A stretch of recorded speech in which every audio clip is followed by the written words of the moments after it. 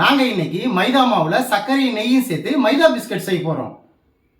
400 gram சர்க்கரையை மிக்சியில் நைஸாக அரைச்சி வச்சுக்கணும். 1/4 லிட்டர் தண்ணி, அரைச்சி வச்ச சர்க்கரை, ஏலக்காய் தூள் 1/2 ஸ்பூன், சோடா உப்பு லேசாக போட்டுக்கணும். 1/4 ஸ்பூன் உப்பு போட்டு சர்க்கரை நல்லா கரையிற அளவுக்கு எல்லாத்தையும் நல்லா கலக்கி வச்சுக்கணும். 150 ml நெய் ஊற்றி நல்லா கலக்கி வச்சுக்கணும். 1 கிலோ மைதா மாவு போட்டு நல்லா கலந்து வச்சுக்கணும். சப்பாத்தி மாவு பதத்தை விட கொஞ்சம் திக்காக நல்லா பிசைஞ்சு வச்சுக்கணும். ஒரு தட்டில் லேசாக நெய் ஊற்றி நல்லா தடவி வச்சுக்கணும். பிசைஞ்ச மாவை இந்த மாதிரி தட்டி எல்லா பக்கமும் சரிசமமாக உருட்டி வச்சுக்கணும். நீட்டாக கோடு போட்டு சின்ன சின்ன கட்டங்கட்டமாக வெட்டி வச்சுக்கணும். இந்த மாதிரி எடுத்து ஒரு தட்டில் போட்டு வச்சுக்கணும். எண்ணெய் மிதமான சூட்டில் இருக்கும்போது போட்டு 2 பக்கமும் திருப்பி போட்டு பொன்னிறமாக வந்த உடனே எடுத்து வச்சுக்கணும்.